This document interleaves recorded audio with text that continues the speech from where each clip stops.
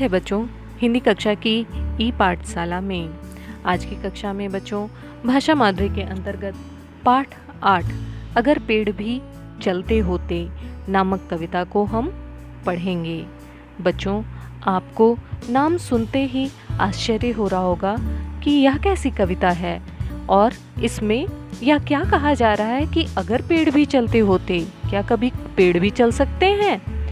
बच्चों, यह कविता सर्वेश्वर दयाल सक्सेना जी ने लिखी है।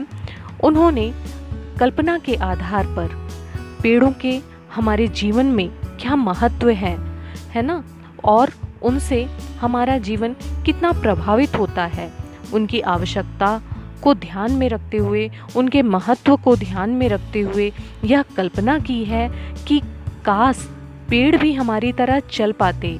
ऐसी कल्पना उन्होंने क्यों की है भला बच्चों? पता है आपको? क्योंकि जिस तरह से प्रकृति से आज वृक्षों का दोहन हो रहा है, वृक्षों को काटा जा रहा है, उस तरह से पेड़ क्या हो रहे हैं, संख्या में कम हो रहे हैं। ऐसे में अगर हमें अपनी ज़रूरतों के लिए, अपनी आवश्यकताओं के लिए पेड़ों की आवश्यकता है, तो क्या हम अपने पेड़ को अपने साथ रख सकते हैं? इसी आधार पे यह कल्पना की गई है। बच्चों, पेड़ों का हमारे जीवन में बहुत महत्व है। तो चलिए इस कविता को पढ़ते हैं और इनके पेड़ों का हमारे जीवन में कितना महत्व है इसको जानते हैं। चलिए आप भी मेरे साथ पाठ को दोहराइए।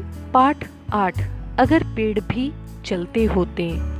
अगर पेड़ भी चलते होते कितने मज़े हमारे होते, बांधने में उसके रस्सी जहाँ कहीं भी ले जाते।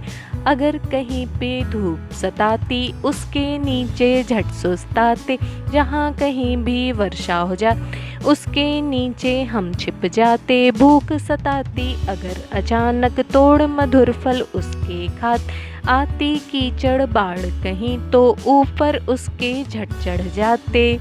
है ना बच्चों? आपने भी कविता आशा है मेरे साथ पढ़ी होगी। कितनी रोचक कविता है, लेकिन हमें कविता से ज़्यादा कविता के मर्म को ध्यान में रखना होगा।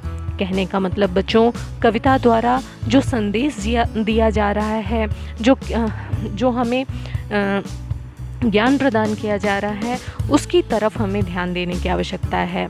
बच्चों, जिस तरह से कविता में कहा गया है कि पेड़ है ना, पेड़ हमें किससे बचाती है?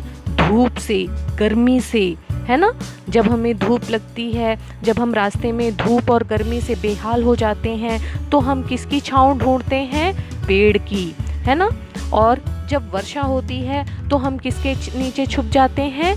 पेड़ों के। और जब हमें बहुत तेज भूख सताती है तो हम क्या ढूंढते हैं? ऐसे फलदार वृक्ष ढूंढते हैं जिनके फल खाकर हम अपनी भूख मिटा सकें। और जहाँ पे कीचड़ होता है या जहाँ पर बाढ़ आ जाती है तो हम क्या करते हैं?